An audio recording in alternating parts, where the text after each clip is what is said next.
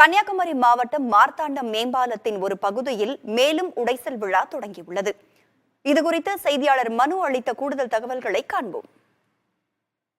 குமரி மாவட்டத்தில் இரண்டாவது பெரிய வர்த்தக நகரம் மார்த்தாண்டம். இந்த மார்த்தாண்டம் பகுதியில் ஏற்பட்டு வந்த போக்குவரத்து நெரிசலை சீர் செய்வதற்காக 5 ஆண்டுகளுக்கு முன்பு மத்திய அரசு நிதி ஒதுக்கப்பட்டு 2.5 கிலோமீட்டர் நீளத்தில் கட்டப்பட்ட மேம்பாலம் தான் தற்போது நாம் நிற்கக்கூடிய இந்த மேம்பாலம்.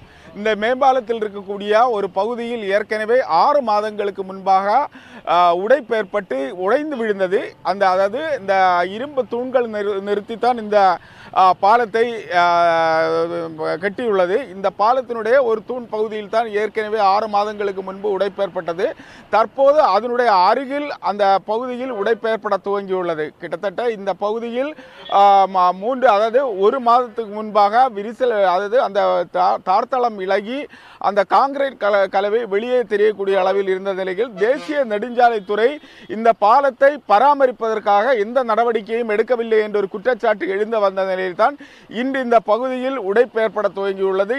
குறிப்பாக இந்த பகுதியில் நமக்கு நேரடியாக ஒளிப்பதிவால் காட்டக்கூடிய காட்சியை பார்க்கலாம். இது காங்கிரீட் கலவை இட்டு அந்த பாலம் கட்டுவதற்காக இரும்பு கம்பிகள் அமைக்கப்பட்டுள்ள இரும்பு கம்பிகள் வெளியே தெரியக்கூடிய காட்சியை தான் நமக்கு பார்க்க முடியுது. இந்த பகுதியில் இந்த பகுதியை பொறுத்த அளவில் தொடர்ந்து இந்த தினசரி ஆயிரக்கணக்கான வாகனங்கள் செல்லக்கூடிய இந்த பாதையில் மிகப்பெரிய அளவில் விபத்து ஏற்படக்கூடிய அளவில் இந்த பாலத்தில் தற்போது இந்த உடைப்பானது ஏற்பட்டுள்ளது.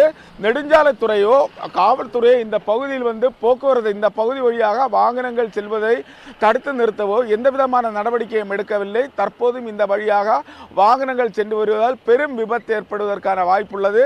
உடனடியாக மாவட்ட நிர்வாகமும் தேசிய நெடுஞ்சாலைத்துறையும் இந்த பாலம் வழியாக பொதுமக்களுக்கு எந்தவித பாதிப்பும் இல்லாமல் இருப்பதற்காக இந்த தற்காலிகமாக இந்த போக்குவரத்தை தடை செய்து இந்த பாலத்தில் ஏற்பட்ட உடைப்பை தரமான முறையில் ஆய்வு செய்து இதற்கான காரணம் என கண்டுபிடிக்கப்பட்டு இந்த உடைப்பை சீரமைக்க வேண்டும் என்பதுதான் இந்த பகுதியில் இருக்கக்கூடிய அனைத்து தரப்பு மக்களுடைய கோரிக்கையாக உள்ளது. புதிய தலைமுறை செய்திகளுக்காக ஒளிப்பதிவாளர் சதீஷுடன் KS மனு.